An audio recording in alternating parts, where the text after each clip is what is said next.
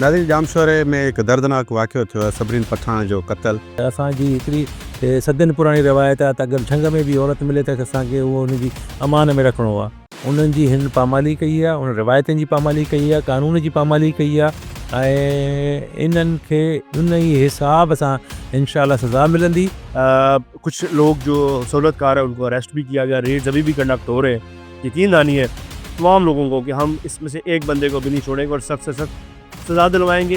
अॼु असां हिते डिफरेंट ॻोठनि में रेड कया आहिनि जवाबदारनि खे अरेस्ट करण जे लाइ, पर अनफॉर्चुनेटली इन ताईं को मेन जवाबदार अरेस्ट न थियो आहे।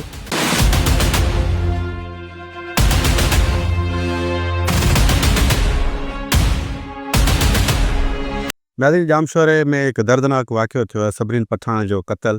संजे समाज खे लोॾे छॾियो आहे। संजी सकाफ़त, संजी रहणी करणी, संजी महिमान नवाज़ी, उन में परदेसी न्याणी जेको कपिड़ो खपाईंदी उनखे क़त्ल कयो। असां हुन सॼे मामले ते तव्हां सां गुफ़्तगू कई आहे, तव्हांखे सॼो प्रोग्राम बि ॿुधायो हुआसीं त उहो जेकी न्याणी कीअं क़त्ल थी आहे। DIG हैदराबाद साहिबु तारिक राज़ाक़ दारिक साहिबु मौजूदु आहिनि, उन सां गुफ़्तगू कंदासीं उनजो छा चवणु आहिनि वाक़िए ते। त हीउ जेको सॼो वाक़ियो थियो आहे, न्याणी पहिरीं अगवा थी वई ऐं उनखे बंदूक जे तौर ते अगवा कयो वियो, उन सां रेप कयो वियो, उनखे ज़्यादती करे क़त्ल कयो। हीउ कहिड़ो इन्फॉर्मर हो जेको तव्हांखे ॿुधाए पियो उहो गिरफ़्तार थियो? हिन सॼे पस मंज़र हिन वाक़िए खे तव्हां कीअं पिया ॾिसो? ॾिसो, हिन में असां जीअं हिन जी इंफॉर्मेशन पियो ॿ टे जीअं छोकिरी हिते हे कपिड़ा विकिणण आया हिननि ॻोठनि में, परे दूर फदा तव्हां पाण ॾिसो था पिया हिते आया त पोइ कपिड़ा विकिणण, त उन में पोइ हिननि खे बदमाशी करे ॻोठ वारे कुझु माण्हू आहिनि जंहिंजा नाला आहिनि असां वटि, उन्हनि हिन खे रोके छॾियो ऐं मुड़ुस खे वापसि करे छॾियो। मुड़ुस पोइ वञी करे पोइ लोकल लेवल ते पंहिंजी हिकु ॿ ॾींहं कोशिशि कई। उन खां पोइ पुलिस खे अची करे हिननि इंफॉर्म कयो। पुलिस हिते आई, पुलिस कुझु माण्हू गिरफ़्तार कया, जंहिंखां पोइ वॾेरनि जे जेके आहिनि उन्हनि पंहिंजा माण्हू औरतूं गॾु करे उन्हनि नेशनल हाईवे ब्लॉक कयो। नेशनल हाईवे ब्लॉक करण सां पोइ उन्हनि जेको आहे पंहिंजो छा अथसि माना सॼो हिकिड़ो मैनेज इहो प्रोग्राम हुयो धरणे हणण जो, उनजो पंहिंजे माण्हुनि खे बचाइण खां। छो त हिकिड़ो इंटरनेशनल इवेंट हले पियो मेले जो, उनजे करे रोड ब्लॉक करण जे करे पुलिस थोरो चऊं काफ़ी पुलिस असांजी हुते सॼी जामशोर जी वियल हुई त SHO हुते हुन सां ॻाल्हियूं ॿोलियूं करे रोड खोलायो त जीअं ज़ाहिरीन पंहिंजे हुते पुॼी सघनि। उन खां पोइ कुझु ॾींहंनि खां पोइ 3 ॾींहंनि खां पोइ इहा इंफॉर्मेशन मिली त जेको आहे डेड बॉडी हिते लोकल वॾेरनि ई ॿुधायो आहे त हिते पई आहे। पोइ उन खां पोइ पुलिस आई त उनजी शनाख़्त जेकी आहे सबरीन पठाण जे तौर ते थी ऐं उन खां पोइ असांजो जेको कानूनी कार्रवाई आहे उहो FIR कई आहे ऐं हिते जेके DNA सैंपल्स वरिता आहिनि ऐं इन खां पोइ जेको आहे कुझु गिरफ़्तारी सहूलतकारनि जूं थियूं, जेके वॾेरा इन्वॉल्व आहिनि उन्हनि खे बि गिरफ़्तार असां 70 में नॉमिनेट करे असां उन्हनि खे गिरफ़्तार जे लाइ टीमूं जोड़ियूं, उन्हनि खे बि गिरफ़्तार कयो वेंदो। ऐं इन में हे हिकु जेको वाक़ियो आहे इहो असांजे सिंधी जेको समाज आहे, बड़ो समाज आहे, इन ते हिन वॾो हिकिड़ो जेको आहे सवाल निशान उठायो आहे त असांजी हिकिड़ी सदियुनि पुराणी रिवायत आहे त अगरि झंग में बि औरत मिले त असांखे उहो उनजी अमान में रखिणो आहे। उन्हनि जी हिन पामाली कई आहे, उन रिवायतुनि जी पामाली कई आहे, कानून जी पामाली कई आहे ऐं इन्हनि खे उन ई हिसाब सां इंशाअल्लाह सज़ा मिलंदी।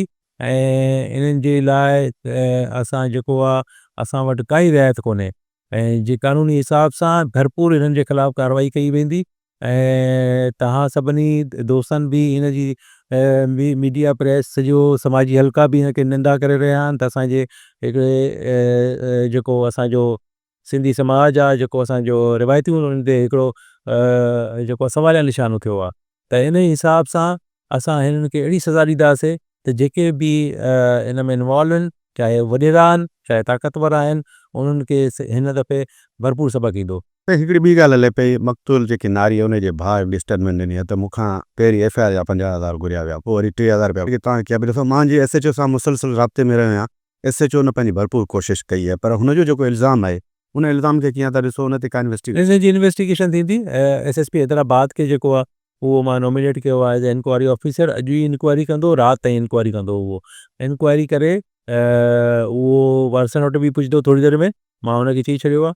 असां बि थोरी देरि खां पोइ वारसन वटि वेंदासीं ऐं पंहिंजो उनजी बि पक कंदासीं त इहा अगरि वाक़ई सच आहे त जेको बि ऑफिसर जंहिंजी बि कोताही हूंदी उहो हिन पुलिस फोर्स में न रहंदो। जामशोर ज़िले जी हद आहे परियां थाणो बुलाखान सॼो तव्हांजो खितो आहे। जवाबदार हिते ई किथे आहिनि या जवाबदार हितां फ़रार थी विया आहिनि ॿिए कंहिं इलाइक़े ॾांहुं?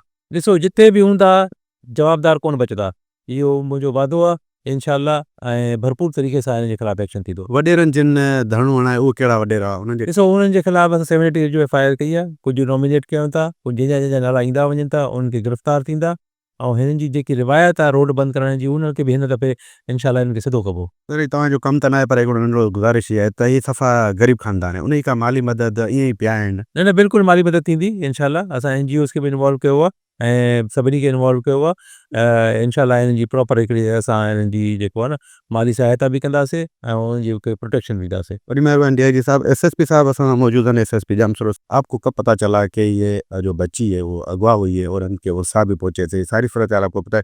कलंदर लाल शहबाज का मेला भी था, आप तो उधर थे। बच्ची आई थी, उनके रिश्तेदार FIR भी करवाने। ये जो पता चली है कि 50,000 उन्होंने डिमांड की थी पुलिस में, इस अमल को कैसे देख रहे हो और इस वाक़े को? बिस्मिल्लाहिर्रहमानिर्रहीम। जैसे कि आपको पता है कि सेवन लाल शहबाज का मेगा इवेंट चल रहा था और हम सब वहाँ पे मसरूफ़ थे। जैसे ही डेड बॉडी मिली है मीडिया के थ्रू और SHO के थ्रू मुझे पता चला है, तो हमने उसी दिन उसको पाबंद किया कि आप मेडिकल फॉर्मेलिटीज़ सारी और लीगल फॉर्मेलिटीज़ पूरी करें। मैक्सिमम हमने क्राइम सीन से एविडेंस कलेक्ट किए। FIR उसी 24 घंटे के अंदर हमने करवाई, क्योंकि पहली मेडिकल फॉर्मेलिटीज़ जैसे ही मुकम्मल मुद्दई आया हमने FIR कर दी। कुछ लोग जो सहूलतकार हैं उनको अरेस्ट भी किया गया, रेड्स अभी भी कंडक्ट हो रहे हैं। इस चीज़ की आपको यकीन दहानी दिलाते हैं, जामशोर पुलिस में कल रात को लेट पहुंचा हूँ जामशोरों में, फिर भी सुबह अर्ली मॉर्निंग हम आउट हैं और हमारी ये यकीन दहानी है तमाम लोगों को कि हम इसमें से एक बंदे को भी नहीं छोड़ेंगे और सख्त से सख्त सजा दिलवाएंगे। अगर SHO या पुलिस के किसी भी अहलकार की नाअहली है, सुस्ती है या मेलाफाइडी है, वो भी पुलिस फोर्स में नहीं रहेगा। इस चीज़ को आपको इंश्योर करवाते हैं। मेडिकल पोस्टमार्टम रिपोर्ट आई है, उसमें कहा है कि वेपन्स का इस्तेमाल हुआ है, बंदूक का, और उससे ज़्यादा दी गई है। आपको क्या मालूमात मिली है मेरी? जी, अभी इनिशियली तो यही बात है कि सेक्सुअल असॉल्ट हुआ है, उसके बाद मर्डर किया गया है, लेकिन जो फाइनल रिपोर्ट आएगी उसकी बुनियाद पर, लेकिन ये जो भी है ये एक अंदोनाक वाक़या है और इस पे जो कल्प्रिट्स हैं वो बिल्कुल स्पेयर नहीं किया जाएगा और उनके सहूलतकारों को भी स्पेयर नहीं किया जाएगा और उन लोगों को भी स्पेयर नहीं किया जाएगा जिन्होंने उनकी सपोर्ट में सड़क ब्लॉक की। ठीक है? ये रिवाज ख़त्म होना चाहिए कि अगर मुलज़िम पुलिस पकड़े और वो लोग सड़क ब्लॉक कर दें, ये लास्ट टाइम है कि जिस पे हमने एक्सेप्ट किया, अगली दफ़ा हम इसको एक्सेप्ट कितनी गिरफ्तारियां हुई है? 5 के करीब हुए हैं सहूलतकार। और मैं लास्ट टाइम दोबारा आपके कैमरे की तवस्सुल से ये बताना चाहता हूँ कि this is the last time कि कोई सड़क ब्लॉक कर रहा है क्रिमिनल को पकड़ने में। आइंदा किसी ने भी सड़क ब्लॉक की, कानून हरकत में आएगा, 780 की हम FIR करेंगे, ये मज़ाक ख़त्म होना चाहिए। आज DIG और आपकी सरबराही में यहाँ नफरी पहुंची है, तो आपने छापे भी मारे, रेड भी किए, अभी का क्या गिरफ्तारियां हुई? मेरी सारी टीम, हमारी सारी टीम DSP साहब की सरबराही में 7-8 SHOs, हमारे अपने SSP रिज़र्व, DIG रिज़र्व अभी क्राइम जिन क्रिमिनल्स के इलाके में हैं और उनको डायरेक्शन दी गई है कि किसी को स्पेयर नहीं करें।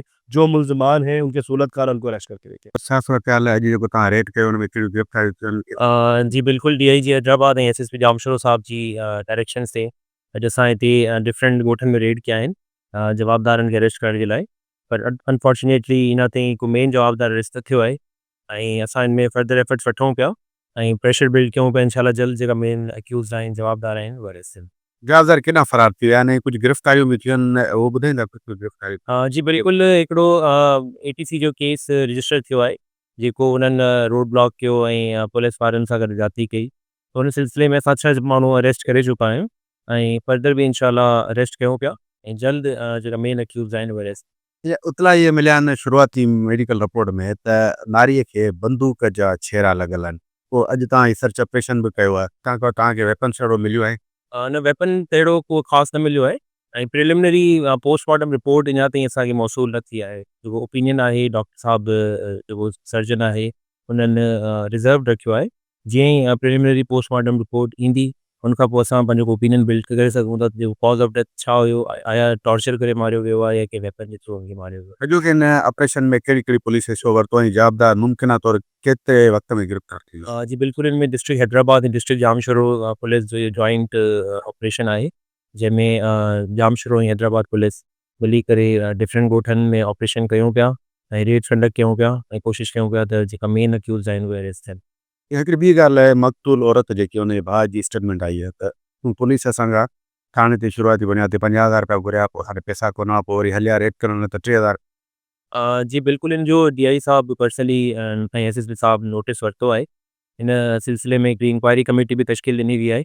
हिनमें SSP हैदराबाद पर्सनली हिनखे इंक्वायर कंदा त जेको बि अगरि हिन में पुलिस तरफ़ां का नेग्लिजेंस हूंदी त हुनजे ख़िलाफ़ बिल्कुलु डिपार्टमेंट एक्शन वरितो वेंदो। ही एरियो आहे ॻोठ मोहम्मद खोसा ऐं जेको ही बिल्कुलु जामशोरो थाणो ए सेक्शन थाणो हुन जे साम्हूं, पर ही जाबलू इलाइक़ो, हिन जाबलू इलाइक़े में असीं हिते मौजूदु आहियूं। ही साम्हूं जेको आहे तव्हांखे ॾेखारियूं त ही जेके आहिनि झंग आहे, हिते जेके देयूं आहिनि ऐं इन देयुनि में उन जेको आहे KPK जी नियाणी जेको कपिड़ो खपाईंदी हुई सबरीन पठान, उनजो लाश पियल हो, लाश बदतरीन तशदुद थियल हो, लाश जा हथ पेर ॿधल हुआ ऐं असांखे जेकी मेडिकल रिपोर्ट जेकी मिली आहे शुरूआती, उन में इंकिशाफ़ इहे थियनि त उन नियाणी सां ज़्यादती थी आहे, ज़्यादती सां गॾु उनखे बंदूक जो छरो जेको लोंदड़ीअ में लॻल आहे उन सां उनखे क़तलु कयो। हिन महिल ताईं शक जे बुनियाद ते 5 ॼणा जेके गिरफ़्तार कया विया आहिनि। हींअर पुलिस जेको हिते मौजूदु आहे DIG हैदराबाद, SSP जामशोरो, उन सां गॾु DSP कोटली ऐं ए सेक्शन SHO जामशोरो उहो बि हिते मौजूदु आहिनि। उन्हनि जेको हींअर नफ़री जेको आहिनि ॻोठनि ॾे मोकिले छॾी आहे, उते छापाया पिया वञनि, गिरफ़्तारियुनि जी कोशिशि कई पई वञे। हिन महिल ताईं